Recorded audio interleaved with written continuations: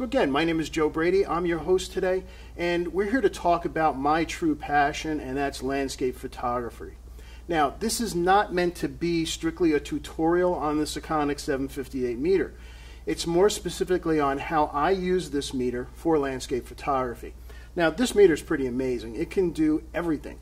It can do everything short of baking the perfect loaf of bread.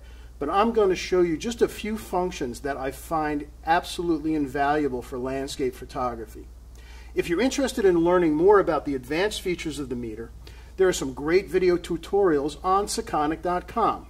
We'll also be presenting some more metering specific programs in the near future, so stay tuned. Now, this series has been about controlling the light, but that's not really something that we can do with nature and landscape photography. The light is going to be what it is. However, you can make sure that you have the best exposure and the best data in your digital captures to ensure that you produce the best photograph possible. Now, that said, in many cases, the environment and the lighting just don't cooperate. In order to create a great photograph, many, possibly even most, photographs will greatly benefit from editing. Now, since I want to be able to take you from capture all the way to the final print, we're going to be having a follow-up webinar specifically on editing landscape images. This upcoming webinar will cover editing, enhancements, panoramics, and HDR compositing using both Lightroom and Photoshop on the images that we captured last week.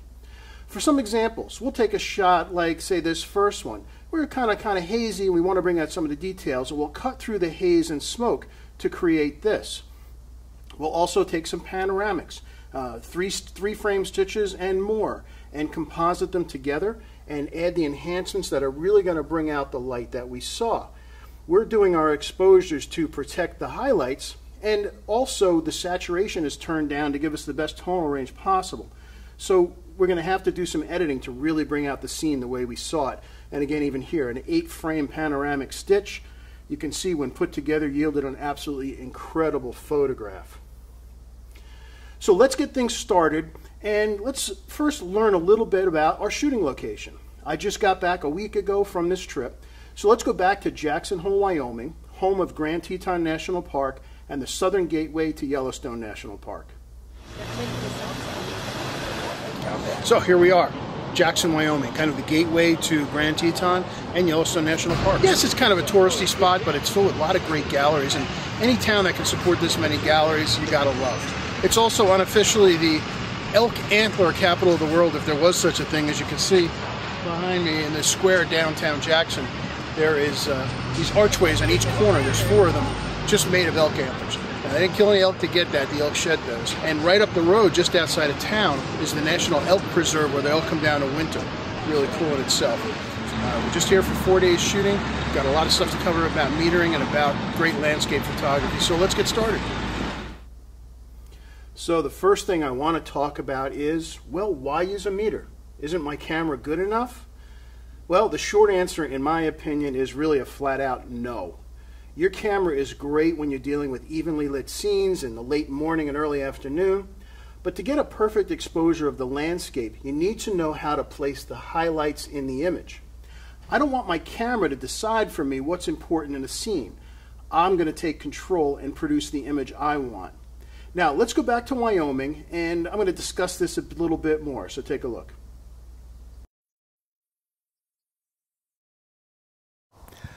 So another question you need to ask is, why do you need to use a meter? Why not just rely on your camera's meter? Well, you can. Your camera's meter is pretty good in evenly lit situations. In fact, the reason we stopped here on the side of the road was there's no bright sun. Even the bright to dark, even though it's a fairly good range, the light is subdued. However, we've witnessed people all weekend taking 5 and 6 shots to try to get one good exposure. We see them bracketing up and down. You're going to end up with hundreds of extra shots. You're going to have to sort through them on your computer. You're going to end up throwing them out, and you're going to end up wasting space on your card. Wouldn't it be nice to get it right just the first time? That's what this allows you to do. And we've got some editorial comments from the Ravens over here. So even if you could see off in the background, we've got a little bit of a storm coming in, but just below it you can see lighter sky. And then yet in this pine forest here, there's a lot of deep shadow. So exposure could be tricky if you try to rely on your camera's meter, because it's going to be all over the place depending on where the camera is pointing. We're going to use this to get rid of that. Now, I will be talking about the DTS software that comes with this, where you can actually calculate out your exact camera. But as I always tell people, your camera can capture at least 5 stops up and down. So let's take a look here and see in this scene, is there more than 5 stops of tonal range? Your camera's meter can't tell you that. It can just give you an overall average of what it's pointing at. So what I'm going to do is take a spot meter reading, and I'm simply going to point it at this bright spot on the horizon. Now I'm at 100 ISO, and I chose f11 as my aperture, and it came back with 1/250th of a second.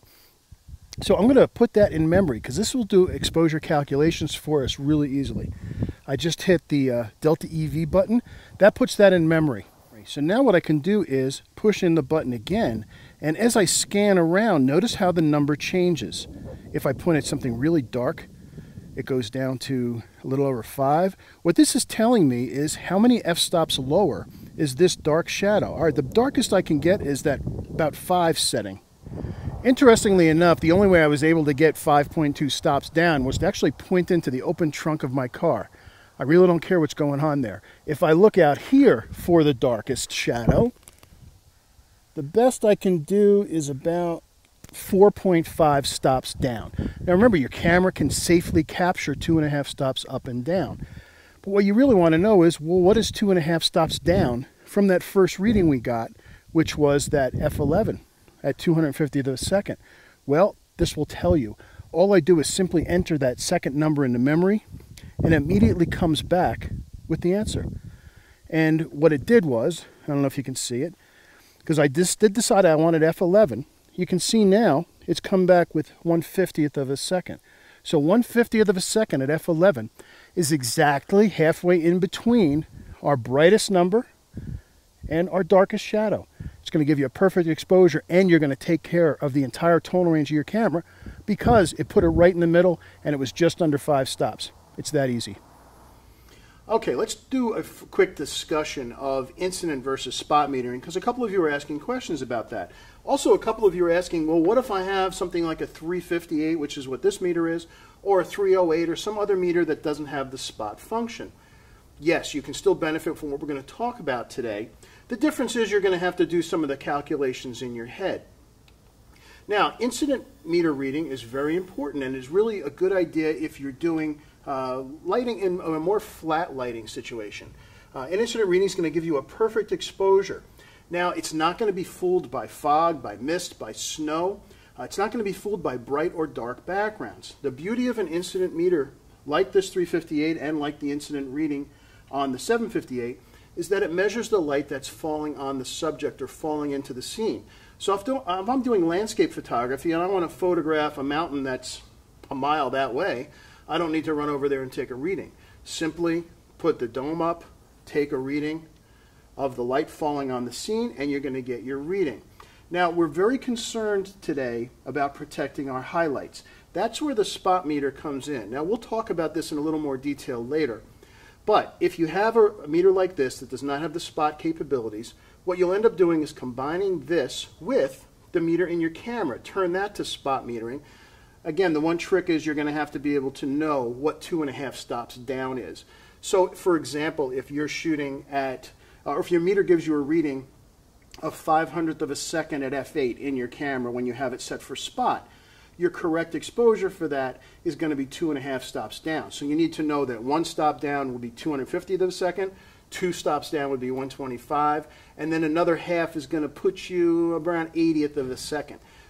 The beauty of this meter is it calculates that all out for you. So if you do have one of these meters, yes, it will still work. Now, when things get a bit more contrasty, however, that's where it really becomes time to bring in the spot meter. Now, the beauty of the 758 is it has a very precise spot meter. It's a 1 degree field of view compared to 4 to 5 degrees in your camera. More importantly, the meter can calculate the exposure differences for you. So let's go out and do our first sunrise shoot where we're going to use some both incident and some spot metering. Take a look. We're here at Schwabacher landing in front of the Grand Tetons in Grand Teton National Park. It's a little crisp. We're not used to this. We just got out here. It's September 10th, and it is 35 degrees out. So should have brought my gloves. I've got the Sekonic 758 meter here, and I want to talk about exposing to the right and using the spot meter to get your highlights. However, the sun hasn't quite crested the horizon yet, so the lighting's actually very flat. It's going to be very, very narrow tonal range.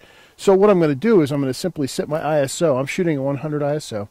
I'm going to simply take an ambient meter reading just by holding up the dome back towards where the camera position is. And I want a lot of depth of field, so I'm at F11 at 1 second. Now also, I'm using an electronic cable release because I don't want to touch the camera. Now I'm shooting a Mamiya DM56 back here, and one of the beauties of this system is it has a mirror lock that you can activate from here. So I hit it once to lock the mirror up, let the camera settle down, then hit it again, and it actually takes the exposure. And that's it. And I'll see it come right up on the screen. You probably hear the little beeps, and I get a perfect exposure, and it's really that simple. Now, this system has the DTS software, and we'll talk about that a little bit more later. But if you didn't do that, all of our cameras, all the professional level DSLRs, from that middle reading can record at least 2.5 stops up, in many cases 3, and if you run the software, it will tell you exactly. The sun is just coming up over the horizon. You can see off in the distance that it's just starting to illuminate the tops of the peaks. And I want to get the greatest exposure, but I've got to protect my highlights. Now, we'll cover the DTS software later, but assuming you haven't done that, you can be safe that your camera can always capture up 2.5 stops. Remember, when you take a meter reading, it's giving you the middle. It's not giving you the actual edge. So since we can capture 2.5 stops up, we can take a reading of the brightest point and then bring our camera down 2.5 stops from that. Now, it's early in the morning, it's really cold. My brain isn't even functioning. I can't calculate 2.5 stops, but I don't have to. I can let the meter do it. And I'll show you how to do this in a little bit, but I have the meter set so that when I push in the ISO 2 button, it'll automatically tell me what 2.5 stops down is. So all I do is put it on spot metering. I'm going to point right at that peak with the snow covering on it. Take my reading, and I get 15th of a second at 16.2. I don't know what 2.5 stops down from that is. All right, so as I said, it's too early in the morning for me to calculate 2.5 stops, and adding and subtracting f-stops in freezing cold and early in the morning isn't going to work. So I let the meter do it. I set the compensation on ISO 2, so as soon as I push in the ISO 2 button, it's immediately going to give me a reading 2.5 stops down. So all I have to do is put the meter on spot meter. I'm going to take a reading off the top of the peak, and I get F18 at 20th of a second. So I can open up 2 stops from there so that it will give me better detail in the foreground. I don't know what that is. So I just hold in the ISO 2 button, and it immediately tells me it's 7.1. So all I do is put my camera on 7.1 at 1/20th of a second, and I get a perfect exposure that's going to have my highlights right at their bright point without clipping, yet give me all of this great exposure underneath. And I hope you can see what's going on back here. Can you see behind me? We've got a beautiful sunrise that's just starting to illuminate the peaks. All right, just in case you think that I'm cheating by using that big Mamiya camera, all of the exact same measurements apply. You might have noticed I was wearing another camera around my neck. It was a Canon 7D. All the same numbers work. Put them in, and the results will be the same. Now, a couple of you are asking questions again that really, why do I need a meter? Why can't I just use my camera and rely on the histogram? Well, a couple things are going on there. First of all, you cannot completely trust the camera's histogram. Why? Well, the histogram that you're seeing on the back of your camera is a histogram of a JPEG. Even if you're shooting RAW, which I hope you're doing for landscape photography, it processes that preview on the back of the camera as a JPEG, and that's the histogram you're seeing. Also, you're going to have to look at that histogram after your shot, and you have to judge, okay, are my highlights off to the right enough? What is the scene in front of me, and what should the histogram look like? With a lot of experience, you can start to do that, but you're going to have to play a lot, and you're going to end up taking lots of different exposures. Now, I saw people all week with their cameras on tripods, taking brackets of 3 and 5 and 7 shots in an attempt to get a good one. Now, if you've got a landscape where everything is very static, you can get away with that and take lots of extra shots, although you're going to have to sort through them later. But when you're dealing with wildlife or with light that's changing a lot because clouds are going over, that's just not going to cut it. What this allows you to do is get your perfect exposure the first time, every time. There is no guessing. Now, I talked about the calculations a little bit, so let's go into that a little bit more. Again, one of the beauties of using a spot meter reading here is that the meter can then tell us what to do after the fact. And let me just check my settings here real quick. Okay. Now, to use a spot meter reading on this, I simply rotate this eyepiece and it's now spot. So I'm just going to take a reading here in the studio and let's see what I get. All right, I'm at 1/80th of a second at f11. That's lovely, but that is the spot meter reading of this white board that's off to my right. My correct exposure, again, remember, playing it safe, is going to be 2.5 stops down from that because, as I've said, our cameras are all safely capable of capturing 5 stops of tonal range. 2.5 up from that middle and 2.5 down. This spot meter reading on that bright highlight is a middle of that highlight. So to come down 2.5 stops, I'd have to look at this and figure, well, we're doing landscapes, so we don't want to mess with the aperture. We're going to change the shutter speed. What's 2.5 stops down from 80? Well, okay. 1 stop down would be a 40th of a second, 2 stops down would be a 20th, and then another half stop down would be a 15th. So you can kind of do that. Easier said than done sometimes, especially if the numbers get a little bit more complicated. Well, wouldn't it be easier to just have this meter tell you? Well, as soon as I take that reading, and I'll take it one more time, and I hit this average delta EV button, which will store it in the calculator memory. Now it's set, and what I can do is hold in the ISO 2 button, which I have set for a compensation of 2.5. Actually, Rick, if you go ahead and zoom in on the meter so that I can show folks where this is. Zoom in nice and close. Okay, let me just angle it so we can see. All right. Now, if I hold in ISO 2, right in the upper right-hand corner, you can see it says 2.5. And I can adjust that up and down. But our exposure compensation that we want for this is 2.5 stops. So by doing that, I simply take my reading, put it in memory, because I can use it for other things later, hold in the ISO 2 button, and it immediately goes from 80 to 1/15th of a second. It's that quick. Now later on I'm going to talk about using these meters with filters. So that's going to be an additional compensation. Also, once I've got this reading on my ISO 2, if I decide I want to change the aperture or the shutter speed, I can just adjust the jog wheel and it will change for me and tell me. So if I decide I want to, let's say I want to open up to f8, now my exposure is 1/60th of a second. Again, that's for the highlight. Hit in the ISO 2, and it immediately calculates 2.5 stops down, which in this case is a 30th of a second at f8. It's that easy. The meter is going to do the thinking for you. And that's the whole idea. So let's explore that a little bit more. Let's see the meter in action again. All right, we just stopped here a little further down the trail because now there's this grouping of trees here. And this little dark area to the right side of the peaks will kind of act as a visual break when you're doing the composition for the shot. So once again, I want to shoot for the highlights, and I want to have the meter tell me where I need to be. So first I want to get a sense of the complete tonal range of the scene. So I'm going to use the spot meter again, and I'm at 100 ISO, and I'm going to point right at the brightest point, which in this case is the peak right behind me. And at 60th of a second, 100 ISO, I'm at f18. I'm going to put that in memory, and now I'm going to hold in the button with the spot meter, and I'm going to look around the scene at what I think are the darkest spots. And I'm just going to hold the button in, and it will give me a continuous readout. And the darkest I'm getting is deep in those trees, and it's about 4.5 stops down. Now remember, our camera has at least 5, and this camera has closer to 12. So what it's telling me is that this is not a scene that is offering me any trouble as far as contrast goes. So what I can do is just load that last number in memory, and it will give me the average reading, the reading exactly in between the brightest spot and the darkest spot. And in this case, it comes out at exactly f8 at 60th of a second. What that's going to do is put that exposure right in the middle, which is a good place to be because I know that my exposure is a little bit less than 5 stops from top to bottom. This gives me a perfect exposure with plenty of safety margin either way. I could even add a little exposure to this to expose to the right a little bit.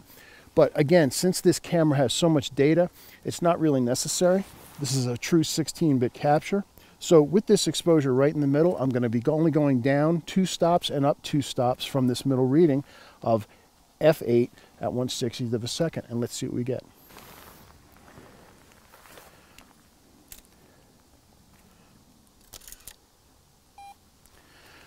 And beautiful. So now we have this grouping of trees off to the right that adds a little bit of a visual break, a little stop to the image, keeps it from leaving the frame and coming back in.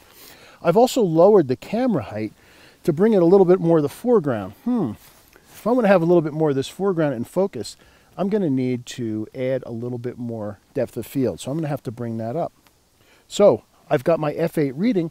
Again, I don't have to calculate. I can just rotate the dial until I get to, say, f16 or f18. Let's go right to f18. And it tells me now my exposure is 1/13th of a second at f18. So I just dial that in.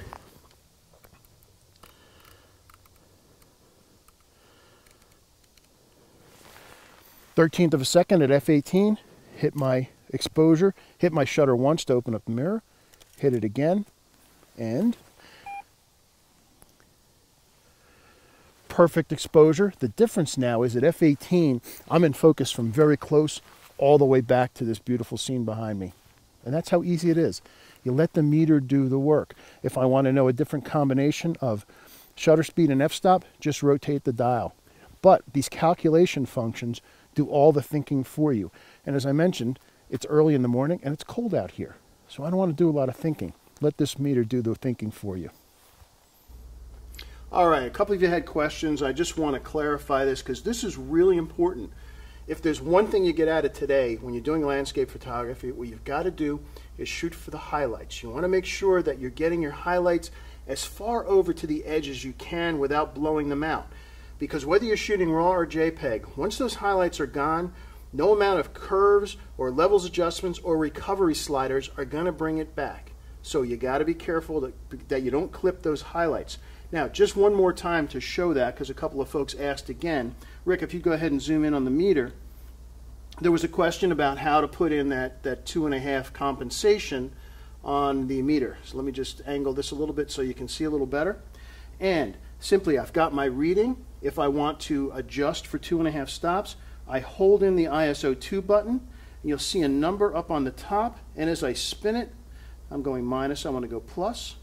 I just go to plus until I see 2.5. Now it says plus 2.5.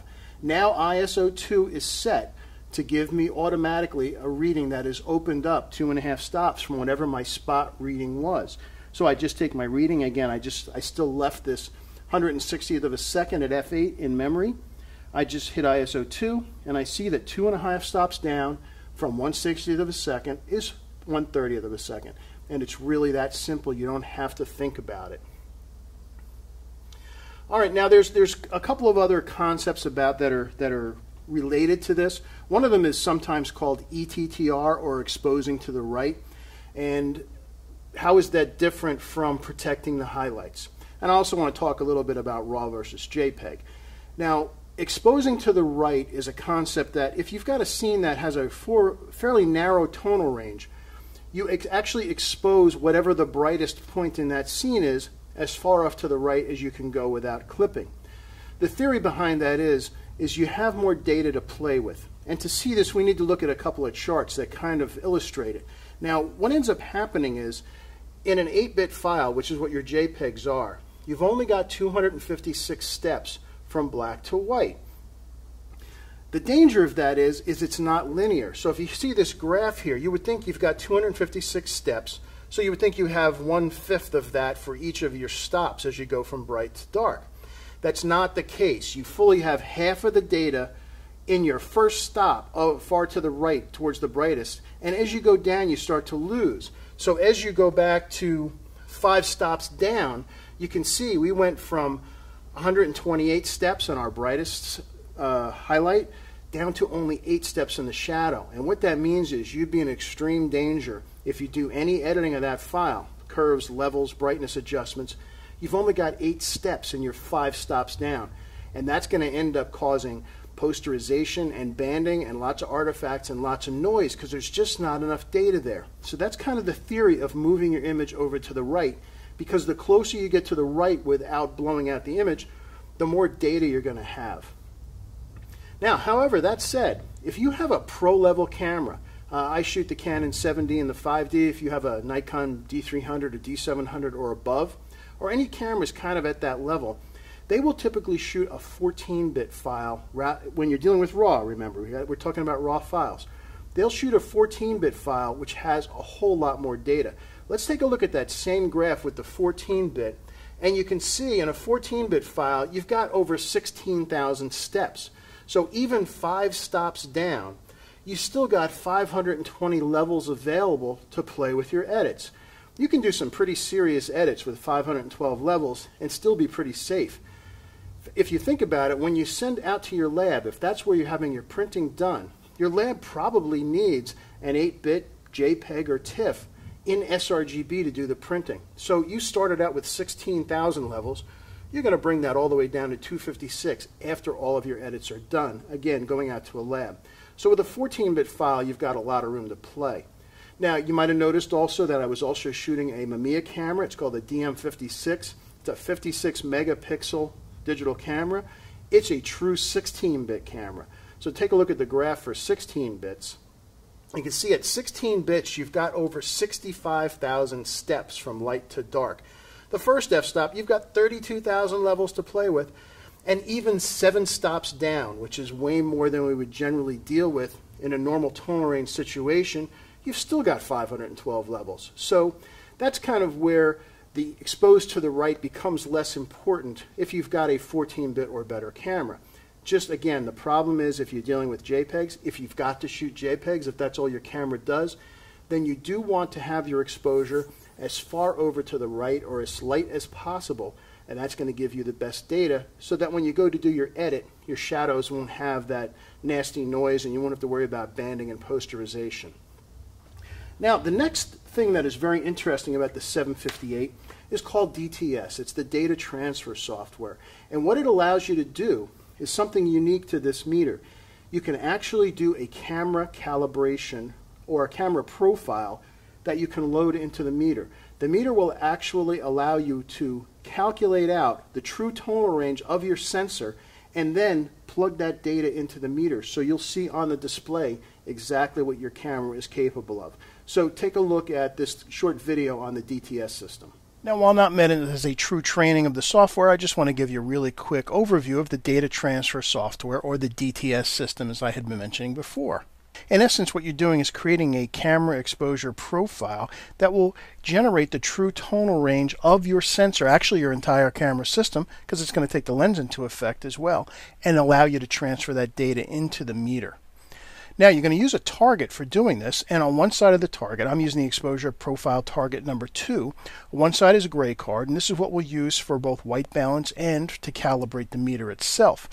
And you start by doing this. Take an incident and spot meter reading of this card and record the data. Now, the reason you need to record the data is chances are they're going to be different, and this process also is going to fix that because it's going to calibrate the meter as well.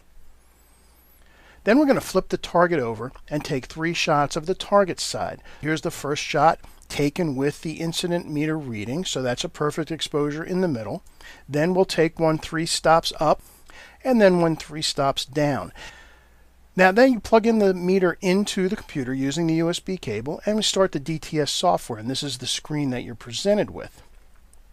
Now after this, the first thing we want to do is load in those values that we recorded from the incident and the reflected or the spot reading. Then it asks you which target did you use. Take the images that you shot, the 3 different exposures, and you load them into the software. You move the little green crosshairs there into the corner part so the software knows exactly where the target is, and it will then calculate the data from that. And here we see the plot of my Canon 7D with the particular lens I had on it, which was a 24 to 72.8. Now let's zoom in a little closer. And you can see here that according to the software, my Canon 7D captures up 2.8 stops and down 3.5 stops from that middle reading. So here's a close-up of the results, and you can see on the EV scale in the upper right it says plus 2.8 and then down 3.5. Now there's also some clipping points in there. Me personally, I find them a little bit overly conservative. You see plus 2.2, and what that does is it will start to warn you when you hit that 2.2 above the middle reading. That is extremely conservative to my liking. I like to come within about 0.2, so I'll move that up to about 2.6 and then down to about 3.2 so that I'm not getting warnings until I'm actually getting really close to the edges. Then you give your results a name and you choose the profile location, meaning there's 3 slots in the meter where it can sit. Now you can create as many exposure profiles as you like. The meter can load 3 in at one time. Then you just click on transfer to light meter. And what the meter now shows you, and once you restart it, is the actual sensor range and the warning clipping marks. As you can see down on the bottom of the scale where you see the plus and minus 7, you see those little tick marks. They may be kind of hard to see. The outer ones are showing you the true tonal range of the sensor. The inner ones are the warnings. So you don't have to guess anymore. Now the meter is showing you exactly what your camera can capture. So when you take your readings and you take your plus and minus readings, everything is going to fall right in place and show you on this graph. Turn off the meter as I mentioned, close the software, and again the meter can store up to 3 separate camera profiles at one particular time. Now you know exactly what your camera is capable of. Go out and shoot and you're not going to have any surprises. Now I got a couple other questions here that folks wrote in, so let me take a look. Someone asked, can I use this type of meter for portrait photography or is it only outdoor? Absolutely you can use it for portrait photography. In fact, this is a very popular studio portrait photography meter. There are a lot of photographers who use the spot meter to check for highlights on the skin, particularly the part of the face that's pointing towards your main light. And they'll use that as their safety and shoot down from that spot if they're measuring the overall scene. So that's a good question. Let's see. Another question here. Okay, someone says, all right, someone says this presentation is on landscape photography, which assumes you have plenty of time to do all these adjustments. But some great shots, including wildlife, require a faster response. Absolutely. Good point. However, when you're dealing with a wildlife shot, you've arrived at the location, do your metering right then. Unless there's very variable light, the light isn't going to change there. So do your metering beforehand if you're going after wildlife, and you should be good to go. Again, just get that highlight. If the sky isn't changing that fast that you can't take a meter reading, get that bright piece of the sky, come down 2.5 stops from that, and then whatever the wildlife is doing, it's going to be exposed correctly. So that's a good question, but yes, you can do that. Okay, now some of you have questions about other meters and some real specifics. I wish I could go over everything that you're asking today, but we just don't have the time. I am going to direct you to Sekonic.com. Go under each individual product, and the specifications about what each one can and can't do will be listed there. But keep those questions coming, and we'll answer some more. Now, next, what do you do if the scene in front of you simply has more tonal range than the camera can capture? This is where HDR, or high dynamic range imaging, comes in. In this case, we're going to need to take 2, 3, possibly more images to capture the complete range. But we don't want to just start auto bracketing and hope for the best. Again, that's where the meter comes in. The meter can tell you exactly what exposure you need to cover that range.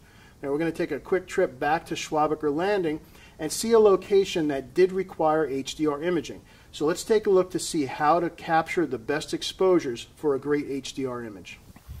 All right, so my lips are starting to unfreeze. I should be able to speak a little better right now. I found a scene that's offering us 2 things. One, we've got a little tree overlap. I mentioned there's no clouds in the sky here, so when you do that, you have to minimize the clouds, or minimize the sky rather, or find some kind of element to create a framing. And what I've done is I've got my camera positioned so that I'm looking back at the peaks, and there's a beautiful pine tree that's got some branches coming out. However, now we've also hit a scene that I'm looking at and the dynamic range looks like it's a lot. So I'm going to check. So I'm going to take my spot meter reading. First I'm going to clear out the memory. I'm going to take a spot meter reading off the peak, and I get, again, we're at ISO 100, I get 1/100th of a second at f20. So I put that in memory. Now I'm going to look down at the dark shadows, and I got minus 6.5 stops. That's a lot.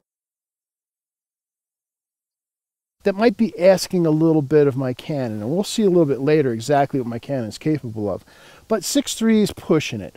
So we just found a time for HDR. So what I'm going to do is I'm going to shoot for the highlights there. Then I'm going to take my shadow reading and shoot for that. And then from those, I'll let the meter calculate exactly the middle. In fact, let's do that first.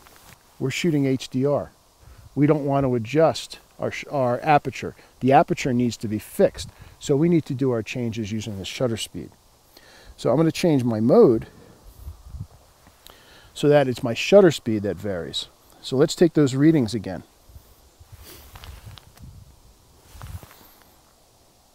All right, so I want to have a good amount of depth of field here. I want to stay at f16.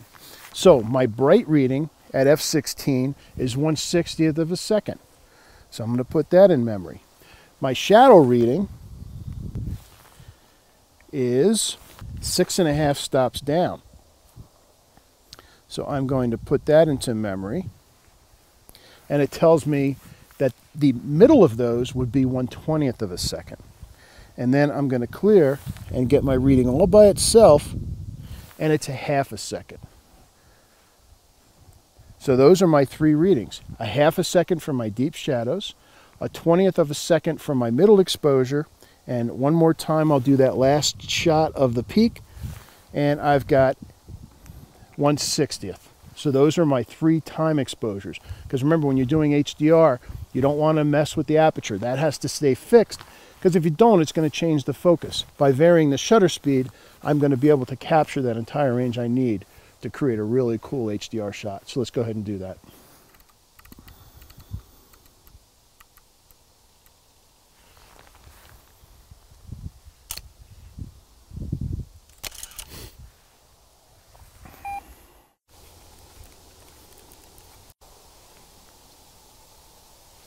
Now, one of the questions that came up interesting was, well, what do you do if the sun is in the frame? How do you meter? Well, your camera is never going to capture the sun. No matter what you do, the sun's going to be blown out. So where am I going to do my spot reading? Well, if my subject is really important and it's in shade, I'm probably going to go for that. It might need to be an HDR image. But most probably what I'll do is I will meter over to one side so that the sun is out of the frame, yet it's still my brightest piece of sky. But just understand that once the sun shows up in the frame, it's going to be gone. So then you're going to have to pick at what do you want to be your highest point. Now, someone else asked, well, isn't 2.5 stops open from that highlight reading going to cause my highlights to blow out?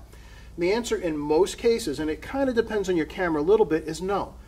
As I mentioned before, without even using the DTS software, and you saw in the DTS demo that my 7D could capture 2.8 stops up and 3.2 stops down from that middle reading. So 2.5 stops is a safety. Now, if you feel that your camera can't quite do that, or you're not comfortable doing it, well, instead of making your exposure compensation 2.5, make it 2 stops. If that makes you a little more comfortable, then you're never going to blow out your highlights.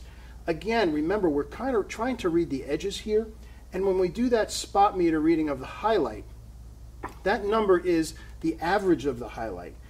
We're going to then come down 2 or 2.5 stops, and that's still going to give us that 2 to 2.5 stops range from that middle to the highlight. So it's going to be very safe. But good questions. Thank you for that. Now, what you just saw was I produced an HDR image without showing you how it was done. That's completely not fair, I know. As I mentioned earlier, I'll be offering another free webinar on post-processing landscape images using Photoshop and Lightroom, and that will include HDR compositing. So stay tuned, and we'll send you an email as soon as we nail down that date. Now, another question that comes up all the time is, all right, I've got my meter, I've got that under control. How do I use this if I'm dealing with filters on my camera? some very common landscape filters you're going to use. A circular polarizer, certainly, graduated neutral density, and straight neutral density filters. So how do you compensate for that? Well, it's actually not as hard as you might think. Take a look.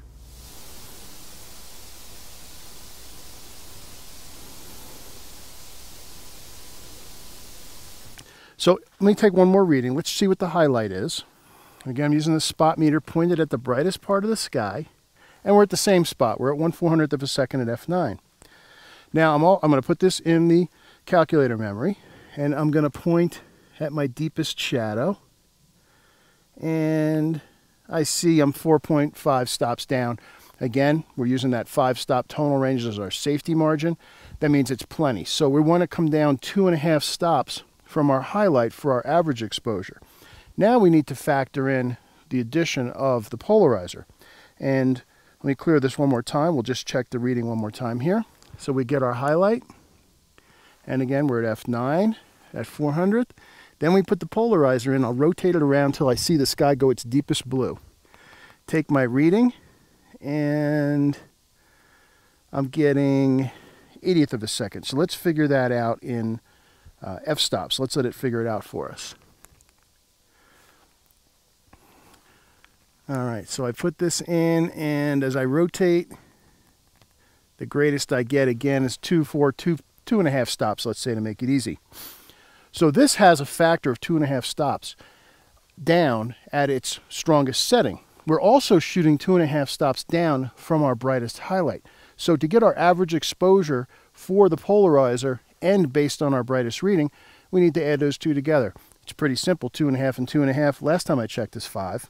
So I just dial in -5 into the ISO 2 button, and then it's going to calculate out for me exactly what I need.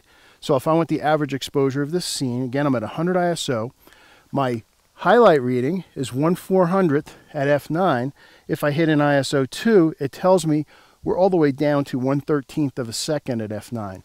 That's a combination of 2.5 stops down from our brightest point, that's our safety middle reading, and another 2.5 stops down because of the circular polarizer at its strongest setting.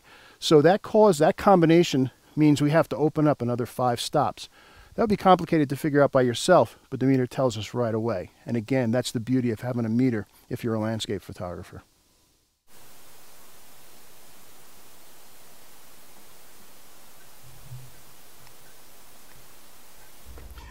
Okay, a couple more questions. One thing that was interesting, somebody asked, do I use the color checker passport when I was shooting out west? And yes, this is not about doing camera profiles and that kind of thing.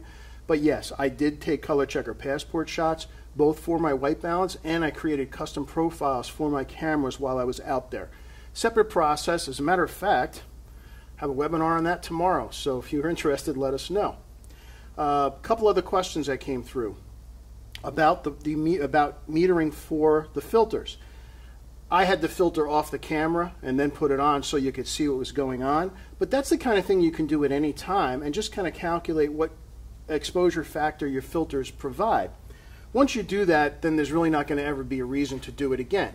I found out that my circular polarizer at full power caused a drop of 2.5 stops. That's okay. I don't ever have to measure that again because I know that's what that filter does. I also have a handful of neutral density filters that I'll sometimes use to bring down the light if I've got moving water and I want to have it a blur. So I've got them in different stops, and I can just measure them again and just make a note. Actually, on my filter case, there's a piece of paper for notes. I'll put a note that this filter causes a drop in 2 stops, and I can figure that out. Now, I know some of you are actually out there playing with your meters as we're talking, and some things are driving you nuts. So stay tuned. When we're done at the end, I'll give you an email address that you can send your questions to. If you've got a question or a discussion or something that's making you crazy, we can discuss it offline later and we'll get you taken care of. So another concept is both a combination of incident and spot reading, looking at the environment and being patient. We're going to visit another location, this time Lower Yellowstone Falls in Yellowstone National Park. Now during this late morning shoot, a storm started to move in. So it was very important to watch what the weather was doing. The light behind me, and the subject was the falls, was changing constantly because there were a lot of clouds that were moving fairly quickly. So it's a matter of being patient and waiting for the right light to illuminate the scene. That's very important in landscape photography. Now, if you're visiting places like this, there are a couple of suboptimal reasons to do that landscape photography. One is you're on a bus tour. Oh, bus tours are not the best choice for landscape photography because you simply don't have enough time at each place. They're going to tell you, okay, go take a look and be back at the bus in 20 minutes. That doesn't work. Also, I've experienced this. Non-photographer spouses can also be a problem. They just don't understand that you need time. I will sometimes want to sit in a spot for an hour or more as I'm watching the clouds to get that great light. Fortunately, now I am married to a photographer, so we both sit there and enjoy it. Really, the moral of the story is give yourself enough time to wait for the best shot. You may not be back to this spot, so get the most out of it. So let's take a look at what we experienced at Lower Yellowstone Falls.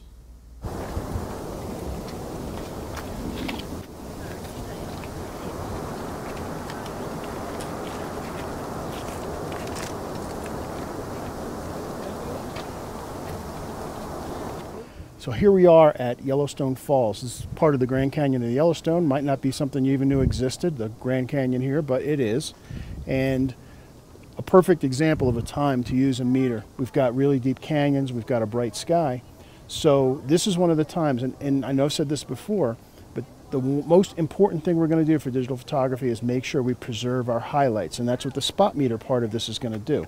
So I put it on spot metering, I match my ISO to 100, and I just point at my brightest spot, which in this point, right now, is the very top of the falls. So I get my reading, and at f11 I get 1/400th of a second. Now I want to come down 2.5 stops from that. Remember, that's our safety point. So I hit my ISO 2, and it tells me that f11, it's 1/80th of a second. I plug that into my camera, and that's it. So let's go ahead and get that shot.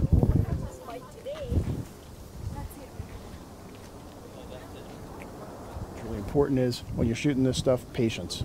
We just had some big clouds move in blocking the sun, so you look behind, the falls is still lit, so that's good, but the foreground's getting kind of dark. So this is one of those places it's worth the trip to just sit and wait. Now I'm going to check the ambient light right here. I'm just going to do an incident light meter reading because the same light that's hitting here is hitting a 1/4 mile out that way. So I'm going to take a reading to get my ambient light, and I'm getting 250th of a second at f11. That's actually good. That's only about a stop down from what our brightest highlight is. So what that means is we're really safe with our combination spot. Now, what if you don't have one of these? What if you just have a regular handheld meter and maybe your camera? You can use the camera spot meter. Get your spot meter reading with your camera. It's not going to be quite as sensitive or accurate as this, but it's going to be pretty close. And let's say, for example, we get the same reading, 400 at f11. Then with your incident reading, take your incident light reading that's falling on the scene. Now in this case, now I'm getting 320 at f11. That's only 1/3 of a stop. So they're very close now because the light keeps changing. But what this is telling you is you're very safe. You just want to make sure that you don't clip your highlights. So get that spot meter reading, come down 2.5 stops, or if you get a lot of shadow, maybe just come down 1/2 a stop. And you're going to get a great exposure.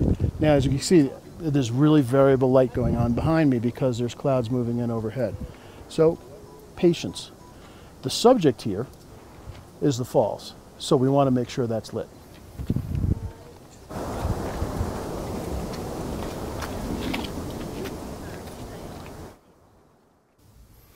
All right, a couple interesting questions, some of them completely off the wall, but I'll answer it anyway. A couple of you asked me when I said I was married to a photographer, was I married to the model in the last shoot that we did with environmental portraiture? And the answer to that is no. That's Susan, but Susan happens to be a very good friend. So we may seem comfortable with each other, and we are because we're good friends. Someone asked about backlighting. Now, they didn't explain exactly what they're after, so I'm going to address that 2 different ways. What do you do in a backlight situation? Well, I'd ask you, what is it that's backlit that you're trying to photograph? If it's a person that's being backlit in the environment, then I'd suggest you watch our last broadcast, which was environmental portraiture. You're going to have to bring in some lights if you want to do that. If it's a piece of the landscape that is getting backlit, that's a little more difficult. Chances are, if you're going to have to make 2 decisions. One, you have to decide what it is that you need to have well lit. If the object that's being backlit is the primary focus, then you're going to lose the background. If that's not an option, that's not what you want to do, that's where HDR photography comes in. You're going to have to do an exposure for the backlight and do exposure for the foreground and then composite them later. So I'm not sure if that answered your question because it wasn't that specific, but hopefully that will help. Now let's talk about kind of the rush of getting photography done. Most of us only get a few weeks a year at best to do our landscape photography, maybe not counting weekends. What would it be like to be able to do this for a living? I had the opportunity to spend some time with Henry Holdsworth, a full-time landscape and wildlife photographer who owns a beautiful gallery in downtown Jackson Hole. I'm so jealous of Henry. He's really living something that I know all of us who are into landscape photography would just love to be able to do. Henry has some interesting insights to share with us, so let's hear his take on landscape photography.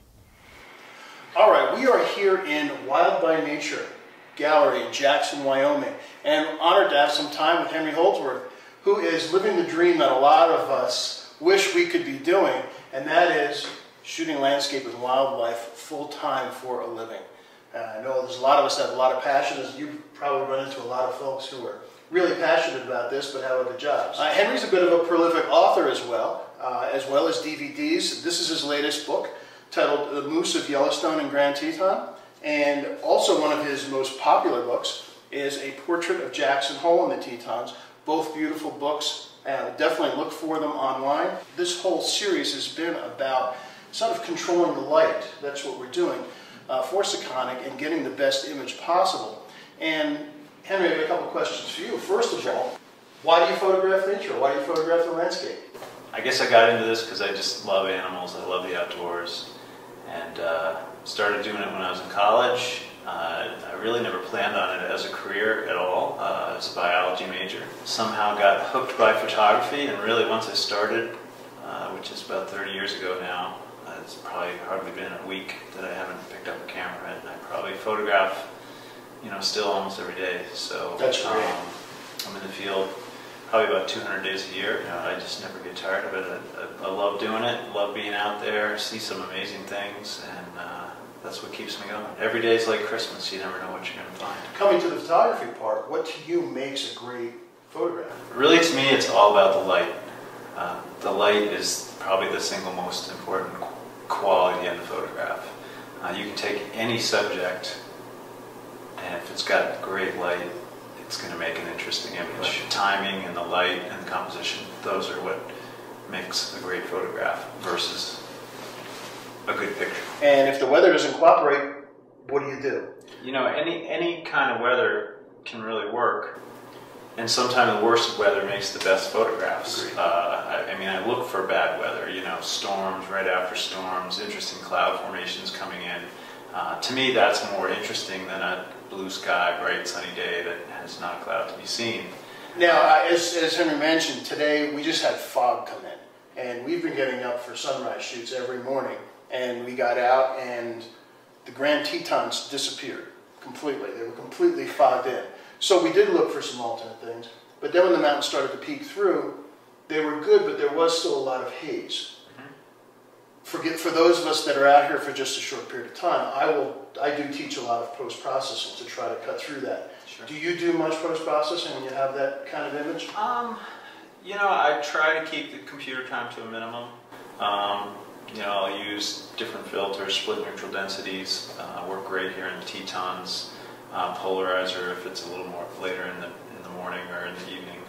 I'll try to do as much in the field to make that image as good as it can be so that I don't have to do a lot of post-processing. Just because I shoot so many images. People come in and say, they look at some of the images and they say, wow, you must have a great camera. And a person was here the other day when someone said that, and they said, well, that's like going into a restaurant with a world-famous chef and saying, wow, you must have great pots. and it's very true. So that's a good about analogy. Knowing your subject, photographing in several ways, trying different things, and really learning to see what you see that makes your photographs unique and different from what everybody else is photographing. Do you find in the scene when you're scouting out and you've gotten there early, and give yourself some time, don't be rushing to get your equipment out of the car, because that's when the equipment gets in the way. Sure. Do you pre-visualize a lot? Do you go to a place and have an idea about what kind of mood that you want to create? There's lots of pre-visualization, excuse me, pre-visualization. It's easy for him to say. Have you had your coffee this morning? No. He hasn't had his coffee yet, so we'll let him go. And I think it's important to have some kind of vision. Those are the things that make me get up early in the morning. I know I have a plan A, this is what I want. Now, if it doesn't work out to that, there's usually something else good that's happening, and that's okay. All right. So, once again, to sum up, well, don't let the camera get in the way. Be patient, prepare, scout, learn your location, and the last part of it is most important is obviously it's all about the light. It's all about what the light is doing for your subject. Yeah. Henry, it's been a pleasure. Thanks for inviting us in. Again, wildbynaturegallery.com Correct. is the website. Definitely give it a look. Henry's got absolutely beautiful work. He's got a great set of books and DVDs. In fact, we just got a couple of them the other day for ourselves. So definitely take a look at that. It will be worth your while. Henry, thank you so much. Thank you very much. It's been a real pleasure. We'll see you soon. All right, Henry's really living the life. I told him, Henry, I'm so jealous. He's got a beautiful spot. Definitely check out his website. Again, it's wildbynaturegallery.com. He's got some beautiful stuff and some great books and great DVDs that can be very instructional. Now, a couple of you also mentioned, again, more detailed questions about HDR. What do I do if I've got more than 6, maybe 7 or more stops of tonal range? How many shots am I going to need to do that? That requires a little bit of calculation, and it's a little bit beyond the scope of today, but in the follow-up webinar that I promised you, I will go over that, how to figure out how many exposures you need for your HDR shot. It's actually going to be much less than you think. I can't think of any time that I've needed more than 3 exposures for an HDR scene, and many times 2 is enough. So we'll go over that next time, step by step, and cover those details. So let's start to sum up. Really, let's go back right to the beginning. Why do we photograph the landscape? I know for me, I feel inspired to share the beauty I see. I like to share my experiences, and I also love to see images from other photographers who want to share their experiences. There are many places in the world I would love to visit that I know I'm never going to get to. So the best thing I can do is get to experience them through the images that people like you are able to create. To me, a great image should tell a story. It should communicate our feelings and our impressions of the place. I feel a great landscape photograph offers you a couple of things. First, there's a focus on the subject. It's clear to the viewer what it is that you're trying to show them. However, there's more to it than that. The viewer, after being directed into the scene, is drawn into the image. After you've seen that focus, there's kind of a desire to linger and explore the edges after you've viewed the focus. When you have a really successful shot, you can feel the environment in the scene. If you just stop and look and let your senses go, you can hear the flowing water, feel the wind on your face and the ground beneath your feet. You can smell the fragrances of the wood, the flowers, and the soil. When you produce this type of image, you've hit a home run, and you have an image that you're never going to tire of. Now, since you're spending time with me today, I know that this type of photography is important to you and that you're serious about the quality of your images. Getting the best exposure and data in your image files is going to allow you to produce photographs you'll want to share with the world.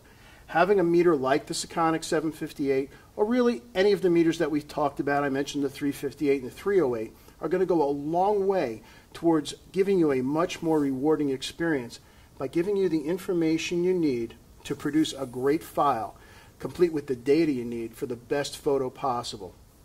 Now, before we go today, I'd like to share something I feel really strongly about when I have the opportunity to visit a beautiful place. After this short clip, I'll come back to answer a few last questions and give you a website address where you can get a better view of some of the images produced during this trip. So here's my advice to you.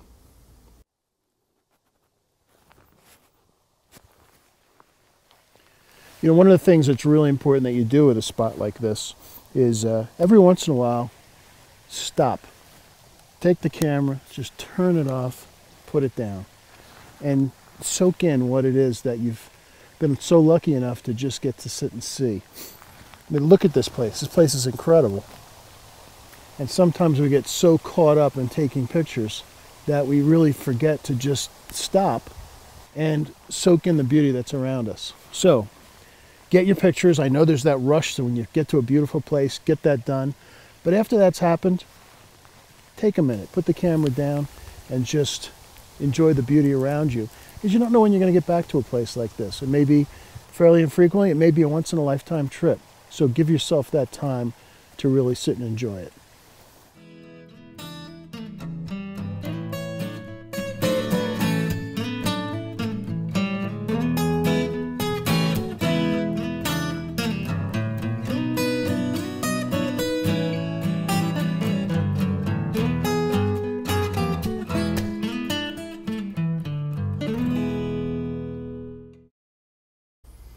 All right, one last question that was brought up that is important. It goes into a little more detail, but I do want to address it. And someone asked about, what about white balance? White balance in landscape photography is much more subjective than you're dealing with white balance with a portrait photography. When I do my white balance on a scene, particularly like a shot like we just did, I will typically do a white balance recording during the middle of the day. I want to kind of get the flavor of the light there. But as the light changes towards the morning and towards the evening, I want to maintain that golden glow. So I don't want to white balance that out. If I were to do a custom white balance during that sunrise, it would completely neutralize out that golden glow that I got up so early in the morning to capture in the first place. So I will take a shot of my white card during the middle of the day and use that to white balance for both my sunrise and sunset images. A good question, and again, white balance is somewhat more subjective.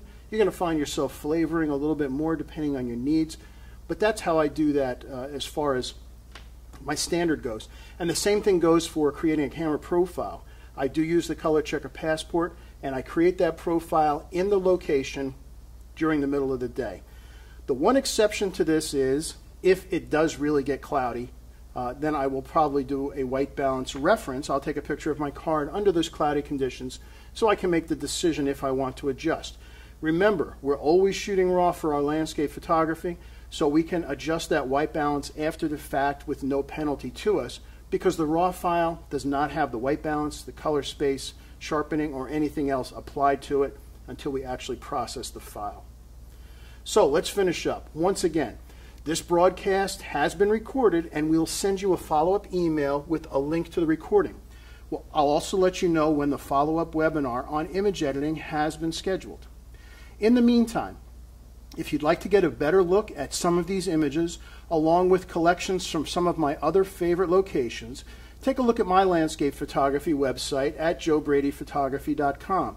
It was recently updated. There's a lot more to come, but a lot of the images that I just shot on this trip last week are up there so you can see them bigger and actually take a little more time looking at them. In fact, maybe, if you go look on the workshops link, maybe you'd like to actually join me live next October when we go back, excuse me, back to the Grand Tetons and Yellowstone for a photography workshop in this incredible location. Now, if you have any questions that I wasn't able to get to today, send me an email at askjoe@sekonic.com.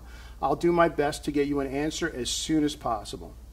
So what I'm going to do is I'm going to leave you today with a short closing slideshow. Kind of a recap of what we've seen along with some messages, and I hope you've enjoyed today. So until next time, oh, I forgot something. Let me get it. I was told I had to bring this. Until next time, thanks for watching. Thanks for your great questions, and keep sharing those beautiful images. Bye-bye.